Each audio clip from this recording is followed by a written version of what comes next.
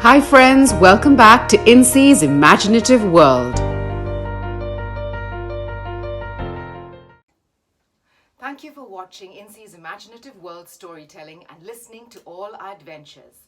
Let's begin on another journey. SPIKBOW is fast asleep, probably dreaming. As the stars shine bright in the night sky, SPIKBOW's thoughts take him on an island country filled with culture and discipline. Precision of time in this place is of high importance. This country, boys and girls, is called Japan. Whilst dreaming, SPIKBOW found himself in one of the world's prettiest groves in a city called Kyoto. It was the Sagano bamboo forest. He could hear the leaves rustling in the wind and could only see towering green stalks of bamboo swaying from side to side.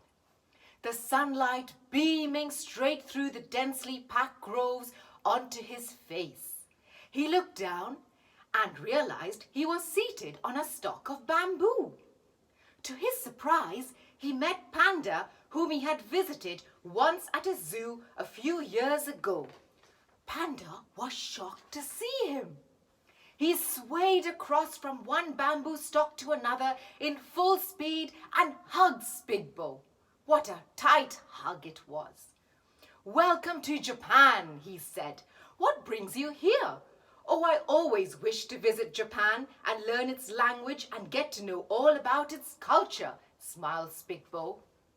Panda looked at him with a broad grin on his face and exclaimed, "You have met the right person. Let's explore Japan." "Shall I teach you the language first?" asked Panda. "Oh, that would be great. Let's begin." Hello in Japanese is said like this. I'll say the words and boys and girls, you can repeat after me.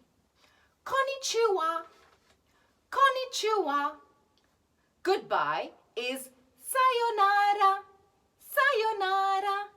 Good morning is ohayo gozaimasu. Ohayo gozaimasu. Good night is oyasumi hasai. Oyasumi hasai. How are you in Japanese is said like this. O genki desu ka? O genki desu ka? And the last one is thank you. Arigato. Arigato. I think this is enough to get around Japan. Maybe I will teach you more next time, said Panda. SPIKBOW was quite intrigued with the sound of Japanese and was happy to learn a new language. Let me now take you to the biggest toy shop in Japan. You will be amazed with the range of characters they have, from stuffed toys to gaming. This store has it all, said Panda. I have heard that Japanese toys are extremely famous all over the world, and I would love to play a few games in the store too. How exciting! Let's go, grinned SPIKBOW. They arrived at a huge building 5 floors high, home to 200,000 toys. It was a haven for children and adults. People from all over the world come to the toy stores in Japan. Come, let me show you the range of Japanese characters, said Panda. Panda picks one toy up and describes it. This is a plush toy and its name is Tangela. Have a look at its blue body, red feet and black and white eyes. This is a plush toy and it's a grass-type character.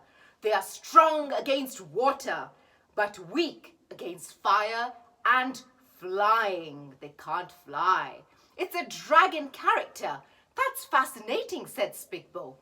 Then Panda showed SPIKBOW a superpower animated plastic figurine. This one is very proud of its special powers.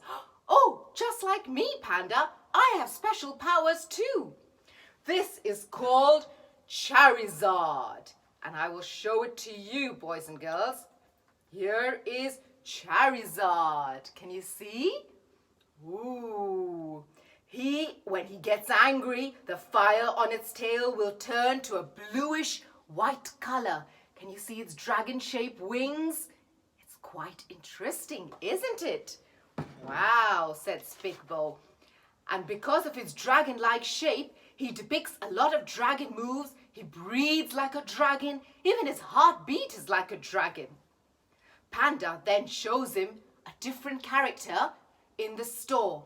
It is a sturdy snake. This character is highly persistent, never gives up, and is very resilient. The snake loves a challenge. That's great.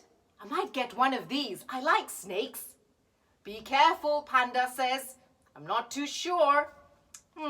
We shall see. This is an animated, selfless individual who likes saving other character toys. His name is Zerora. Can you see Zerora? Here he is, boys and girls. He's yellow in color and has big muscles. And he's got a little tail as well. You can see him from the back. He's very interesting. Zerora has amazing powers and has a lot of strength and muscles. This is so cool. Wow, what a range of character toys. As they moved around the store, Snake, the animated character, came to life. What? He was up for a challenge against SPIKBOW and Panda. Both of them froze as still as a rock and didn't know what to do and where to look. Suddenly the snake began to glow and lifted his strong, sturdy body and began entangling himself around a shelf of toys. SPIKBOW and Panda were showing a brave front and stood still as they did not want to challenge the snake. Minutes later, Panda and SPIKBOW rubbed their eyes, and as soon they could not see the snake, and to their amazement, the snake had vanished. Phew, both of them sighed with relief. That was quite frightening, said SPIKBOW. Maybe we were just imagining it, said Panda. Come, let's leave this toy store and I shall take you to a place called Kyoto. Kyoto is located in the Kansai region of Japan. It is the country's 7th largest city with a population of 1.4 million people.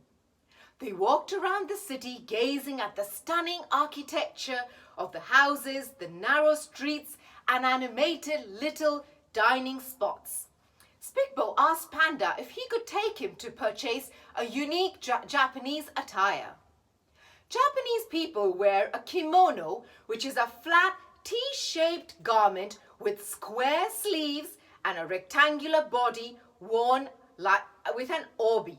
Obi is a sash tied around their waist. I am wearing a kimono. Kimonos are mostly made from traditional bolts of fabric known as tanmono. After SPIKBOW purchased a kimono for his mum, Panda and SPIKBOW travelled by the famous bullet train to see the iconic Mount Fuji. The bullet train moves at a speed of 209 kilometers per hour. It is faster than the speed of a cheetah, SPIKBOW. The cheetah runs only at 93 kilometers per hour. Wow, that's amazing. Soon they arrived at Japan's Mount Fuji. SPIKBOW and Panda admired the tallest peak by taking a boat ride on the lake Kawaguchiko. It was a fun experience SPIKBOW will never forget. There is so much to see and enjoy in Japan.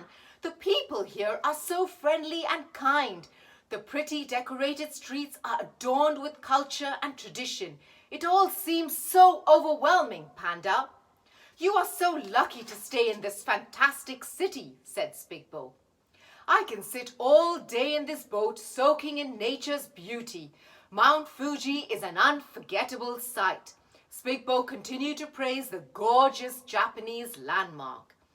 Last but not the least, Panda told SPIKBOW he must visit Shibuya City, which is located in Tokyo. It houses the 2 busiest railway stations in the world, Shinjuku and Shibuya stations. The world's busiest pedestrian crossing is located here, called the Shibuya Crossing. Thousands of pedestrians all cross at the same time from 5 different directions.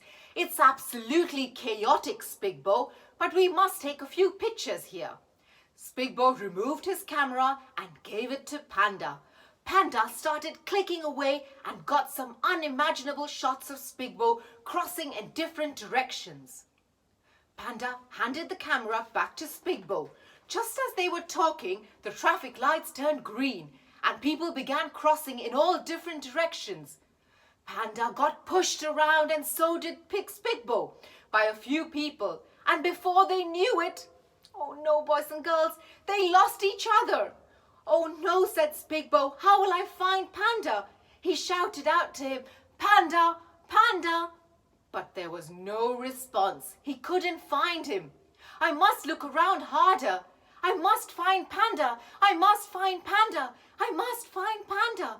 Just as he kept repeating these words, SPIKBOW woke up in shock and realized it was all just a dream.